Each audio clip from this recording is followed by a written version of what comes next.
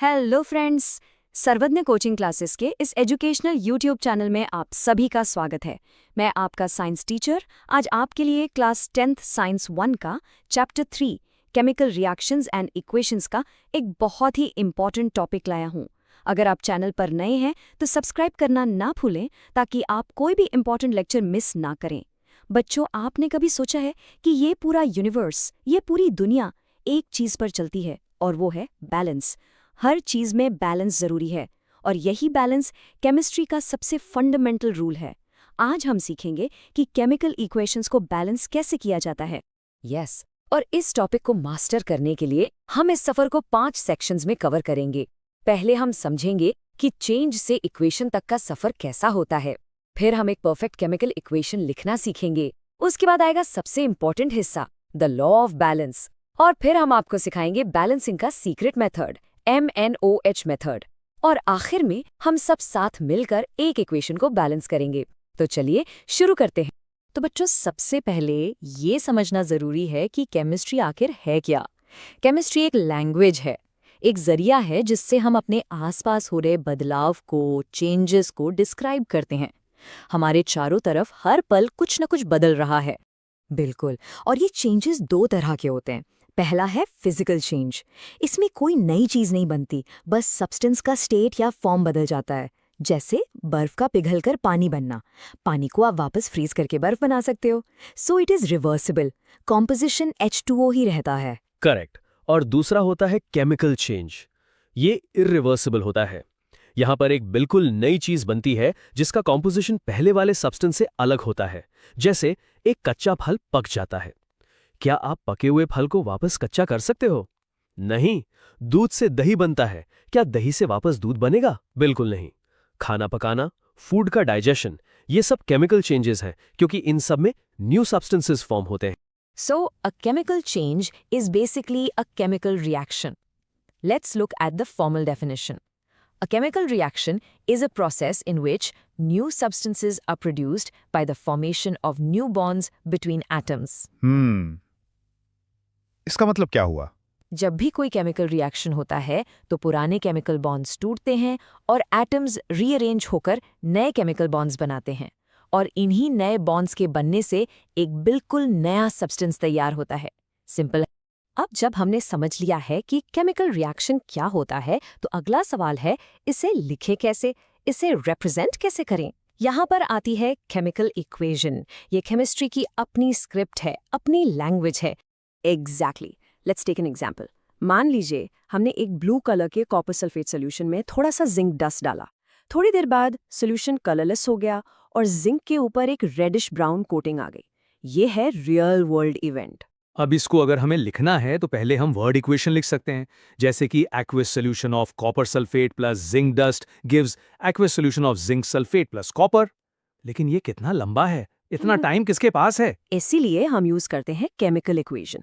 हम हर सब्सटेंस का chemical formula use करते हैं। तो वही लंबा सा सेंटेंस बन जाता है, CuSO4 plus Zn gives ZnSO4 plus Cu। देखा कितना शॉर्ट, सिंपल और प्रिसाइज है। लेकिन इस लैंग्वेज के भी कुछ नियम हैं, कुछ रूल्स हैं। रूल नंबर 1, जो सब्सटेंसेस रिएक्ट करते हैं उन्हें हम कहते हैं रिएक्टेंट्स और उन्हें हमेशा लेफ्ट हैंड साइड यानी LHS पर लिखा जाता है। और जो नए सब्सटेंसेस बनते हैं उन्हें कहते हैं प्रोडक्ट्स और उन्हें हमेशा राइट हैंड साइड यानी RHS पर लिखा जाता है। रिएक्टेंट्स और प्रोडक्ट्स के बीच में एक एरो होता है जो रिएक्शन का डायरेक्शन बताता है। और अगर एक से ज्यादा रिएक्टेंट या प्रोडक्ट हो तो उनके बीच में प्लस का साइन लगाते हैं। ये रूल्स तो बेसिक सिंटैक्स हैं, पर एक इक्वेशन को और इन्फॉर्मेटिव बनाने के लिए हम हर सब्सटेंस का फिजिकल स्टेट भी मेंशन करते हैं। ब्रैकेट में छोटा s मतलब सॉलिड, L मतलब लिक्विड और G मतलब गैस। अगर कोई चीज पानी में घुली हुई है यानी डिसॉल्व्ड इन वाटर, तो उसे कहते हैं एक्वस सॉल्यूशन और उसके लिए हम AQ लिखते हैं। हाँ, और 2 स्पेशल सिंबल्स भी हैं। अगर प्रोडक्ट साइड में कोई गैस बन रही है तो उसके फॉर्मूले के बाद एक अपवर्ड एरो अप लगाते हैं। और अगर रिएक्शन में कोई इनसॉल्युबल सॉलिड बनता है जो नीचे सेटल हो जाता है, उसे हम प्रेसिपिटेट कहते हैं और उसके लिए एक डाउनवर्ड एरो डाउन यूज करते हैं। इन सब से हमारी इक्वेशन कंप्लीट और ज्यादा मीनिंगफुल हो जाती है। चलिए, अब हमने इक्वेशन लिखना सीख लिया। हमने रिएक्टेंट्स लिखे, प्रोडक्ट्स लिखे, एरो डाला, स्टेट्स भी लिख दिए। तो क्या हमारा काम खत्म हो गया? क्या इक्वेशन अब कंप्लीट है? यहीं पर सबसे इंपॉर्टेंट कॉन्सेप्ट आता है, द लॉ ऑफ बैलेंस। सोचो, क्या सिर्फ फॉर्मूलाज लिख देना काफी है? नहीं, बिल्कुल नहीं, क्योंकि हर केमिकल इक्वेशन को नेचर के एक फंडामेंटल लॉ को फॉलो करना ही पड़ता है। और वो लॉ क्या है? That law is the law of conservation of mass. The definition states the total mass of each of the elements in the reactants has to be equal to the total mass of each of the respective elements in the products. इसका simple सा मतलब है, matter can neither be created nor destroyed in a chemical reaction. बिल्कुल सही। इसको एक आसान example से समझते हैं। आप दुकान पर गए और दुकानदार को 100 रुपए दिए। ये 100 रुपए आपके रिएक्टेंट्स हैं। बदले में दुकानदार आपको 100 रुपए का ही सामान देगा। ये सामान आपके प्रोडक्ट्स हैं। ऐसा हो सकता है क्या कि आपने 100 रुपए दिए और सामान सिर्फ 80 रुपए का मिला और 20 रुपए हवा में गायब हो गए? नहीं, जितना आपने दिया उतना ही आपको मिलेगा। यही है law of conservation of mass. जितने एटम्स हर एलिमेंट के रिएक्शन से पहले हैं, उतने ही एटम्स उस एलिमेंट के रिएक्शन के बाद भी होने चाहिए। Nothing can just disappear. और इसीलिए we must balance a chemical equation. तो अब सबसे बड़ा सवाल, हाउ टू बैलेंस? बैलेंसिंग मुश्किल लग सकती है, लेकिन आज मैं आपको एक ऐसी सीक्रेट टेक्निक, एक ऐसा मेथड बताऊंगा जो 100% रिलायबल है। ये मेथड हर इक्वेशन पर काम करेगा। इसे हम कहते हैं MNOH मेथड। दैट्स राइट, ये मेथड एक टीचर्स सीक्रेट जैसा है, एक परफेक्ट सीक्वेंस जिसको फॉलो करने से आपकी कोई भी इक्वेशन कभी गलत बैलेंस नहीं होगी। ये आपका कॉन्फिडेंस बिल्ड करेगा और बैलेंसिंग को एक गेम जैसा बना देगा। तो चलिए इस सीक्रेट को डिकोड करते हैं। यह मेथड 4 सिंपल स्टेप्स का है। आपको बस ये सीक्वेंस याद रखना है, MNOH। Step 1, M for metals. सबसे पहले इक्वेशन में जितने भी मेटल एटम्स हैं उनको बैलेंस करो, जैसे iron, copper, sodium, zinc. Step 2, N for non metals. Metals के बाद नॉन मेटल्स को बैलेंस करो, लेकिन ध्यान रहे ऑक्सीजन और हाइड्रोजन को छोड़कर, जैसे carbon, nitrogen, sulphur, chlorine. Step 3, O for oxygen. Non metals के बाद ऑक्सीजन एटम्स को बैलेंस करो। Step 4, H for hydrogen. और सबसे आखिर में हाइड्रोजन एटम्स को बैलेंस करना है। Remember, the order is the key. Metals, then non-metals, then oxygen, and finally hydrogen, MNOH. अगर आप इस सीक्वेंस को फॉलो करेंगे तो बैलेंसिंग बहुत आसान हो जाएगी। और हाँ, अगर एक स्टेप में बैलेंस करते वक्त पिछले स्टेप का बैलेंस बिगड़ जाए तो घबराना नहीं, बस वापस पिछले स्टेप पर जाकर उसे ठीक कर लो। चलिए, अब बातें बहुत हो गई। अब इस MNOH मेथड को एक्शन में देखते हैं। हम एक रियल इक्वेशन लेंगे और उसे स्टेप बाय स्टेप साथ में बैलेंस करेंगे। रेडी हो? Let's dive into this. ये है हमारी इक्वेशन। आयरन Fe जब स्टीम H2O के साथ रिएक्ट करता है तो आयरन ऑक्साइड Fe3O4 और हाइड्रोजन गैस H2 बनाता है। सबसे पहले हम एक टेबल बनाकर दोनों तरफ हर एलिमेंट के एटम्स काउंट करेंगे। रिएक्टेंट साइड यानी LHS में आयरन का 1 एटम है। प्रोडक्ट साइड यानी RHS में 3 एटम्स हैं। LHS में हाइड्रोजन 2 है, RHS में भी 2 हैं और LHS में ऑक्सीजन 1 है, जबकि RHS में 4 हैं। तो साफ दिख रहा है कि आयरन और ऑक्सीजन बैलेंस्ड नहीं है। MNOH मेथड के हिसाब से हमारा पहला स्टेप क्या है? M for metal. यहाँ मेटल है आयरन Fe। RHS में 3 Fe एटम्स हैं और LHS में सिर्फ 1। तो LHS के Fe को बैलेंस करने के लिए हम उसके आगे 3 का कोएफिशिएंट लगा देंगे। याद रखें, हम फॉर्मूला Fe नहीं बदल सकते, सिर्फ उसके आगे नंबर लगा सकते हैं। अब देखो, LHS में भी 3 Fe हो गए और RHS में भी 3। Metal balanced. ग्रेट। अब नेक्स्ट स्टेप है N फॉर नॉन मेटल। इस इक्वेशन में ऑक्सीजन और हाइड्रोजन के अलावा कोई और नॉन मेटल है ही नहीं, तो हम N स्टेप को स्किप करके सीधे O फॉर ऑक्सीजन पर आते हैं। RHS में 4 ऑक्सीजन एटम्स हैं Fe3O4 में और LHS में सिर्फ 1 H2O में। तो LHS के ऑक्सीजन को 4 करने के लिए हम H2O के आगे 4 का कोएफिशिएंट लगा देंगे। अब इक्वेशन बन गई 3Fe + 4 H2O। इससे LHS में ऑक्सीजन तो 4 हो गए और RHS के 4 के बराबर हो गए। Oxygen balanced. लेकिन ध्यान दो, H2O के आगे 4 लगाने से हाइड्रोजन एटम्स का काउंट बदल गया। LHS में अब 4 × 2 यानी 8 हाइड्रोजन एटम्स हो गए हैं। बिल्कुल सही। और अब आता है हमारा final step, H for hydrogen. जैसा हमने देखा, LHS में अब 8 हाइड्रोजन एटम्स हैं। RHS में हमारे पास H2 है, यानी 2 हाइड्रोजन एटम्स। तो RHS के 2 हाइड्रोजन को 8 बनाने के लिए हम क्या करेंगे? सिंपल है, हम H2 के आगे 4 का कोएफिशिएंट लगा देंगे, तो 4 टाइम्स 2 ये भी 8 हो जाएगा। अब टेबल चेक करो, LHS में 3Fe, RHS में 3Fe, LHS में 8H, RHS में 8H, LHS में 4O, RHS में 4O, सब कुछ बराबर है। The equation is now balanced. So the final balanced chemical equation with physical states is 3FeS plus 4H2O gas goes to Fe3O4S plus 4H2G. This perfectly illustrates the law of conservation of mass. जितना input, उतना ही output. देखा, MNO method से कितना आसान हो गया? अगर आपको लेक्चर पसंद आ रहा है तो प्लीज़ इस लेक्चर को लाइक और अपने दोस्तों के साथ शेयर ज़रूर करें। अब बारी है आपकी। आपने मेथड सीख लिया है, एग्जाम्पल देख लिया है, नाउ यू ट्राई। ये इक्वेशन है आपके लिए। CH4 plus O2 goes to CO2 plus H2O। ये मीथेन के कंबस्टन रिएक्शन है। MNOH मेथड का इस्तेमाल करके इसे बैलेंस करने की कोशिश कीजिए और अपना फाइनल बैलेंस्ड इक्वेशन नीचे कमेंट्स में पोस्ट कीजिए। देखते हैं कौन सबसे पहले सही जवाब देता है। Practice makes perfect. जितनी ज़्यादा इक्वेशंस आप बैलेंस करेंगे, उतना ही ये कॉन्सेप्ट आपके लिए आसान हो जाएगा। आई होप आज का ये लेक्चर आपके लिए हेल्पफुल था। हम ऐसे ही और भी इंपॉर्टेंट टॉपिक्स पर लेक्चर्स लाते रहेंगे। इसके लिए सर्वज्ञ कोचिंग क्लासेस चैनल को सब्सक्राइब करना और बेल आइकन प्रेस करना मत भूलिएगा, ताकि आपको हमारे नए लेक्चर्स का नोटिफिकेशन मिलता रहे। तब तक पढ़ते रहिए, सीखते रहिए। Thank you very much. Hello friends, सर्वज्ञ कोचिंग क्लासेस के इस एजुकेशनल यूट्यूब चैनल में आप सभी का स्वागत है। मैं आपका साइंस टीचर। चलिए आज का टॉपिक शुरू करते हैं। कभी सोचा है आपने कि एक पटाखे का फटना और एक साइकिल को जंग लगना फंडामेंटली एक ही प्रोसेस है? दोनों ही केमिकल रिएक्शंस हैं, लेकिन एक रिएक्शन पलक झपकते ही हो जाता है और दूसरे को सालों लग जाते हैं। ऐसा क्यों? आज हम केमिस्ट्री की इसी स्पीड के पीछे के सारे राज समझेंगे। और अगर आप हमारे चैनल पर नए हैं तो सर्वज्ञ कोचिंग क्लासेस को सब्सक्राइब करना ना भूल। तो यही है हमारा आज का मेन सवाल। दूध कुछ ही घंटों में खराब हो जाता है, लेकिन लोहे के गेट पर जंग लगने में सालों निकल जाते हैं। ऐसा क्यों? ये सवाल सीधा हमारी डेली लाइफ से जुड़ा है ना। दोनों ही केसेस में चीजें बदल रही हैं, ट्रांसफॉर्म हो रही हैं, तो फिर इनकी स्पीड में इतना फर्क क्यों है? चलिए इसका जवाब ढूंढते हैं। इस सवाल का जवाब शुरू होता है एक बहुत ही बेसिक कॉन्सेप्ट से कि केमिकल रिएक्शंस होते कितने तरह के हैं। इसे आप एक डांस की तरह समझिए। डांस की स्पीड को कंट्रोल करने से पहले आपको उसके बेसिक स्टेप्स तो आने चाहिए, है ना? तो चलिए सबसे पहले हम केमिकल रिएक्शंस के इन फंडामेंटल टाइप्स को समझते हैं। ठीक है, तो केमिस्ट्री में मेनली 4 तरह के रिएक्शंस होते हैं। ये 4 बेसिक पैटर्न्स हैं। एक बार आप इन चारों को समझ गए तो आपको हर जगह अपने आसपास यही रिएक्शंस दिखने लगेंगे। सबसे पहला टाइप है कॉम्बिनेशन रिएक्शन। इसकी टेक्स्ट बुक डेफिनेशन है a reaction in which a single product is formed from 2 or more reactants. जैसा कि नाम से ही पता चल रहा है, यहाँ चीजें कंबाइन होती हैं, यानी जुड़ती हैं।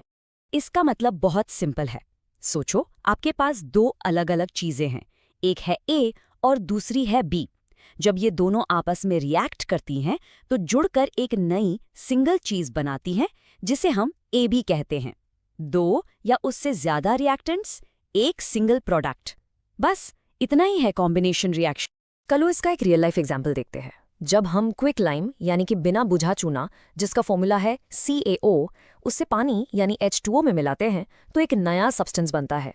ये नया सब्सटेंस है स्लेक्ट लाइम या बुझा हुआ चूना, CaOH2।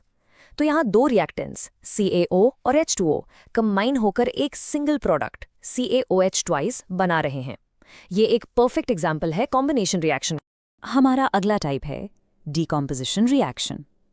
ये कॉम्बिनेशन रिएक्शन का बिल्कुल उल्टा है, ऑपोजिट। इसकी डेफिनेशन है a reaction in which a single reactant breaks down to give simpler products. यहाँ चीजें टूटती हैं। बिल्कुल सही, कॉम्बिनेशन में चीजें जुड़ रही थी, डीकॉम्पोजिशन में एक चीज टूट रही है। यहाँ एक बड़ा कॉम्प्लेक्स सब्सटेंस AB टूटकर 2 या उससे ज्यादा सिंपल सब्सटेंसेस A और B में बदल जाता है। लेकिन ये टूटा फूटी अपने आप नहीं होती। इसके लिए यूजुअली हमें थोड़ी एनर्जी देनी पड़ती है, जैसे कि हीट। हाँ, इसका एक क्लासिक लैब एग्जाम्पल है पोटेशियम क्लोरेट। इसका फॉर्मूला है KClO3। जब हम पोटेशियम क्लोरेट को गर्म करते हैं, मतलब हीट देते हैं, तो वो ब्रेक डाउन हो जाता है और क्या बनता है? दो सिंपलर सब्सटेंसेस, पोटेशियम क्लोराइड यानी KCl और ऑक्सीजन गैस यानी O2। तो एक कंपाउंड हीट मिलने पर दो सिंपलर प्रोडक्ट्स में डीकंपोज हो गए। अब आते हैं तीसरे टाइप पर, जिसका नाम है डिस्प्लेसमेंट रिएक्शन। डेफिनेशन कहती है a reaction in which a more reactive element displaces a less reactive element from its compound. इसका मतलब क्या हुआ? मतलब एक ज्यादा ताकतवर, ज्यादा रिएक्टिव एलिमेंट आकर एक कमजोर यानी लेस रिएक्टिव एलिमेंट को उसके कंपाउंड से हटा देता है और उसकी जगह ले लेता है। ये एनालॉजी बिल्कुल परफेक्ट है। ऐसे सोचो जैसे क्रिकेट टीम में कोई प्लेयर ठीक से नहीं खेल रहा तो कैप्टन उसकी जगह एक बेहतर, अ मोर रिएक्टिव प्लेयर को भेज देता है। वो स्ट्रांग प्लेयर आकर वीक प्लेयर की जगह ले लेता है। केमिस्ट्री में भी ऐसा ही होता है। जो एलिमेंट ज्यादा रिएक्टिव होगा वही कंपाउंड में अपनी जगह बनाएगा। और हमारा चौथा और आखिरी टाइप है डबल डिस्प्लेसमेंट रिएक्शन। यहाँ डेफिनेशन है a reaction in which there is an exchange of ions between the reactants. Displacement में तो सिर्फ एक एलिमेंट ने जगह बदली थी, यहाँ पर दो अलग अलग कंपाउंड्स के आयंस आपस में अपनी जगह एक्सचेंज कर लेते हैं, जैसे पार्टनर्स आपस में स्वैप हो गए। तो अब हमने केमिस्ट्री के 4 बेसिक टाइप्स देख लिए हैं: कॉम्बिनेशन, डीकॉम्पोजिशन, डिस्प्लेसमेंट और डबल डिस्प्लेसमेंट। अब इन बेसिक्स को समझने के बाद हम अपने ओरिजिनल सवाल पर वापस आ सकते हैं कि आखिर कुछ रिएक्शंस फास्ट क्यों होते हैं और कुछ स्लो क्यों। अब हम बात करेंगे रिएक्शन की स्पीड की। साइंटिफिक लैंग्वेज में इस स्पीड को कहते हैं रेट ऑफ केमिकल रिएक्शन। ये सुनने में थोड़ा टेक्निकल लग सकता है, लेकिन इसका मतलब बहुत ही आसान है। इसका मतलब है वो स्पीड जिस पर रिएक्टेंट्स प्रोडक्ट्स में कन्वर्ट हो रहे हैं, कितनी तेजी से रिएक्शन हो रहा है, बस यही है रेट ऑफ रिएक्शन। और सबसे इंटरेस्टिंग बात यह है कि हम इस स्पीड को कंट्रोल कर सकते हैं। हमारे पास एक तरह का रिमोट कंट्रोल है। कुछ फैक्टर्स हैं जिन्हें हम बदलकर रिएक्शन को स्लो या फास्ट कर सकते हैं। चलिए अब उन फैक्टर्स को एक एक करके समझते हैं। सबसे पहला फैक्टर है नेचर ऑफ द रिएक्टेंट, मतलब हम कौन सा सब्सटेंस यूज कर रहे हैं। कुछ एलिमेंट्स नेचुरली ही बहुत रिएक्टिव होते हैं, जबकि कुछ थोड़े शांत स्वभाव के होते हैं।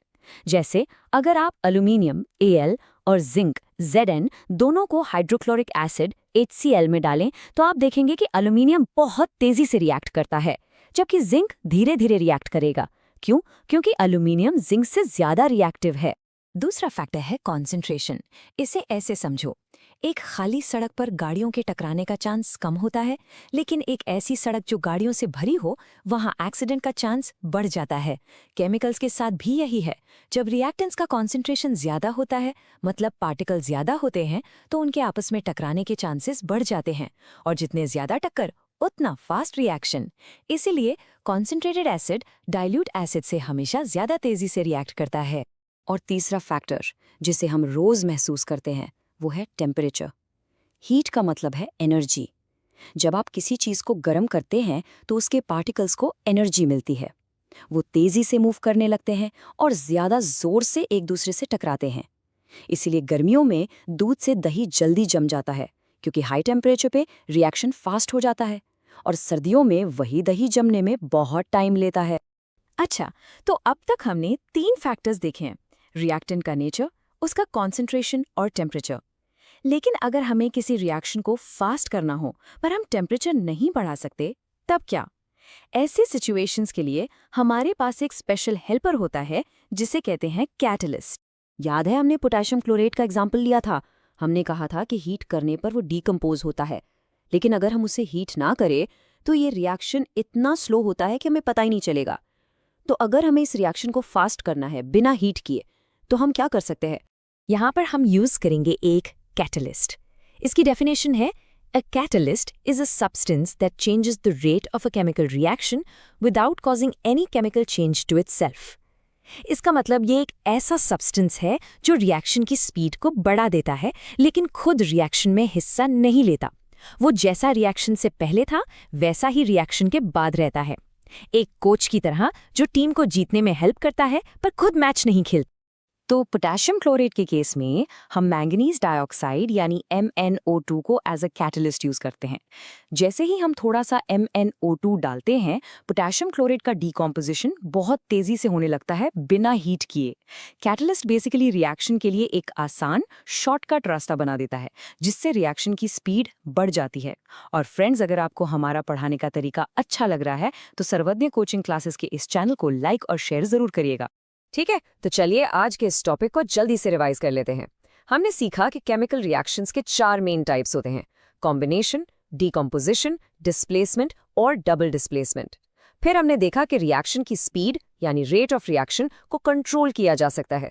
इसके 3 मेन फैक्टर्स हैं: रिएक्टेंट का नेचर, कॉन्सेंट्रेशन और टेम्परेचर। और आखिर में हमने कैटलिस्ट्स के बारे में जाना, जो स्पेशल हेल्पर्स हैं जो रिएक्शन को फास्ट करते हैं बिना खुद यूज हुए। तो अब जब आप इतना कुछ जान गए हैं तो सोचिए, जब आप खाना पकाते हैं तो आप टेम्परेचर बढ़ाकर रिएक्शन को फास्ट कर रहे हैं। जब आप बचा हुआ खाना फ्रिज में रखते हैं तो आप टेम्परेचर कम करके रिएक्शन को स्लो कर रहे हैं। मतलब आप ऑलरेडी इन प्रिंसिपल्स को रोज यूज करते हैं।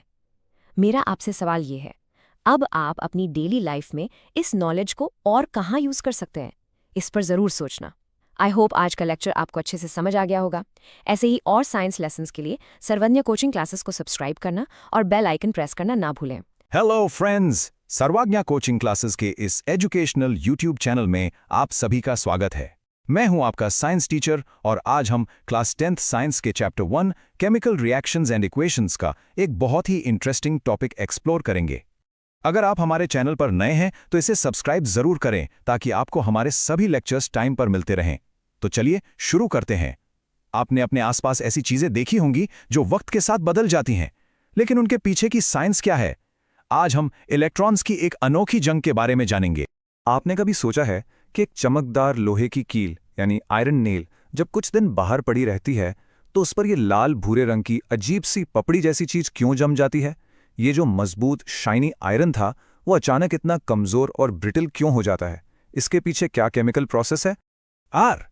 सिर्फ लोहा ही नहीं, ऐसा तो हमारे खाने के साथ भी होता है। सोचो, आपने अपने फेवरेट चिप्स का पैकेट खोला और उसे ऐसे ही छोड़ दिया। कुछ टाइम बाद जब आप उसे खाते हैं तो उसका टेस्ट अजीब हो जाता है और उसमें से एक अजीब सी स्मेल आने लगती है। ऐसा क्यों होता है? क्या आपको पता है कि उस लोहे की कील और इन चिप्स के बीच एक कॉमन कनेक्शन? इन दोनों मिस्ट्रीज के पीछे एक ही कॉमन दुश्मन है, एक ऐसा प्रोसेस जो हमें दिखता नहीं पर हर वक्त हमारे आसपास हो रहा है। इस प्रोसेस को हम कहते हैं ऑक्सीडेशन। आज हम इसी अनजाने दुश्मन ऑक्सीडेशन के बारे में सब कुछ समझेंगे। देखिए, ऑक्सीडेशन को समझने के 3 अलग-अलग तरीके हैं। सबसे पहला और आसान तरीका है जब कोई सब्सटेंस ऑक्सीजन गेन करता है। दूसरा तरीका है जब किसी सब्सटेंस से हाइड्रोजन रिमूव होता है। और तीसरा, जो सबसे फंडामेंटल और इंपॉर्टेंट है, वो है जब कोई सब्सटेंस इलेक्ट्रॉन्स लूज करता है। बिल्कुल सही। तो चलिए इन तीनों डेफिनेशंस को याद रखते हैं। First, gaining of oxygen, second, removal of hydrogen और सबसे important, third, losing of electrons. इसका एक क्लासिक एग्जाम्पल देखते हैं। जब हम एक मैग्नीशियम रिबन को जलाते हैं तो वो एकदम ब्राइट व्हाइट लाइट के साथ जलता है। यहाँ क्या हो रहा है? यहाँ मैग्नीशियम हवा में प्रेजेंट ऑक्सीजन के साथ कंबाइन हो रहा है। इस रिएक्शन में मैग्नीशियम ने ऑक्सीजन को गेन किया और बन गया मैग्नीशियम ऑक्साइड। तो ये क्या हुआ? ये ऑक्सीडेशन हुआ। अब आते हैं एक इंपॉर्टेंट टर्म पर, ऑक्सीडाइजिंग एजेंट, जिसे हम ऑक्सीडेंट भी कहते हैं। इसकी डेफिनेशन है a substance that provides oxygen और causes another substance to be oxidised. मतलब ये वो सब्सटेंस है जो खुद दूसरे सब्सटेंस को ऑक्सीजन देता है या उसको ऑक्सीडाइज होने पर मजबूर करता है। ये रिएक्शन का आप कह सकते हैं एक तरह से विलन है जो दूसरे से इलेक्ट्रॉन छीन लेता है।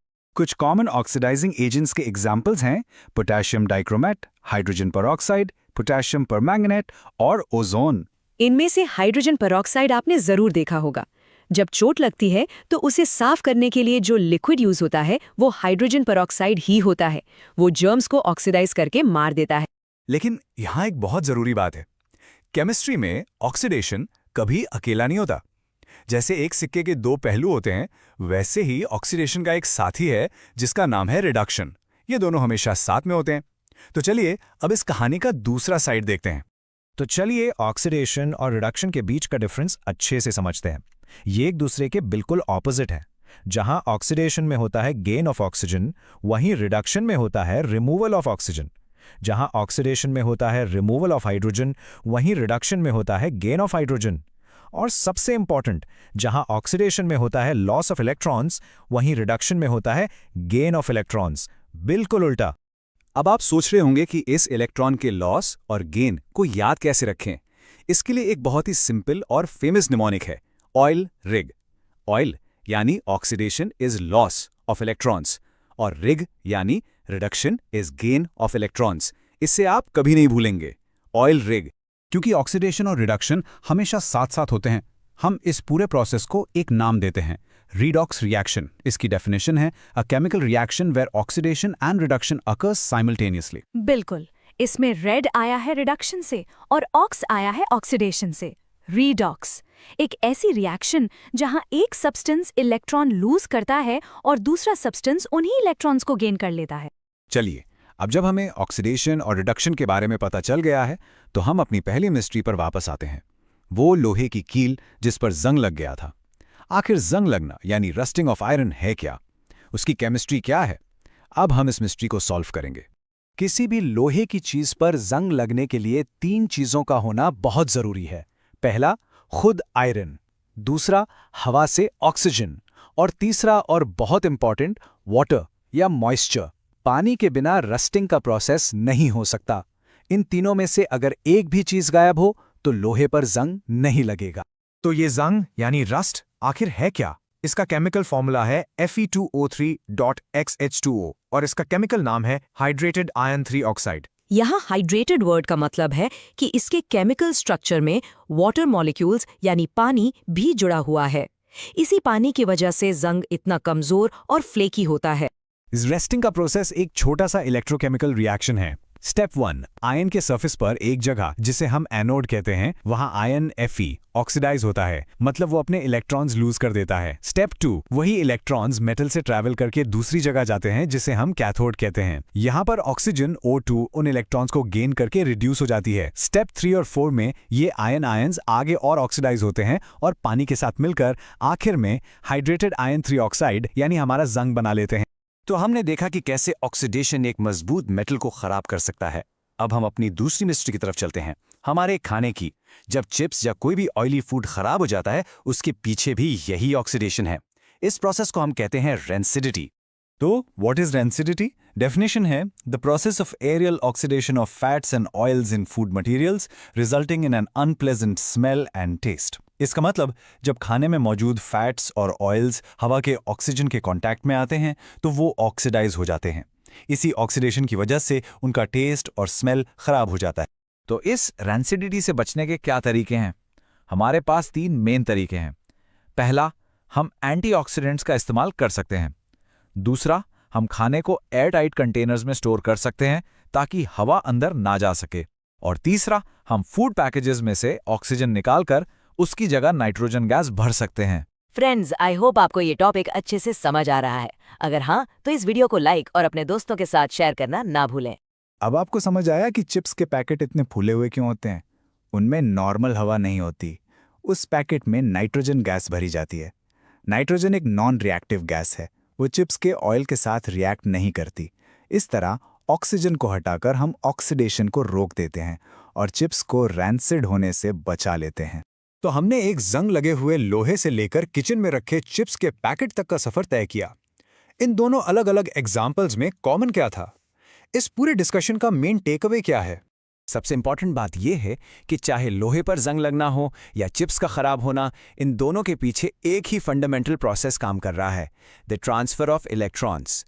एक जगह इलेक्ट्रॉन्स का लॉस हो रहा है और दूसरी जगह गेन, यानी ये सब रिडॉक्स रिएक्शन के ही अलग अलग रूप हैं। अब जब आप जान गए हैं कि हमारा अनजाना दुश्मन ऑक्सीडेशन है, तो अब आपकी बारी है। क्या आप अपने आसपास हो रहे दूसरे रिडॉक्स रिएक्शंस के एग्जाम्पल्स ढूंढ सकते हैं? सोचिए, एक कटा हुआ सेब थोड़ी देर में ब्राउन क्यों हो जाता है, या बैटरी से करंट कैसे मिलता है? ये सब आपके लिए सवाल हैं। उम्मीद है आपको आज का लेक्चर पसंद आया होगा। हमारे चैनल को सब्सक्राइब करना ना भूलें और बेल आइकन जरूर दबाएं ताकि आप कोई भी अपडेट मिस ना करें। अगले लेक्चर में मिलते हैं।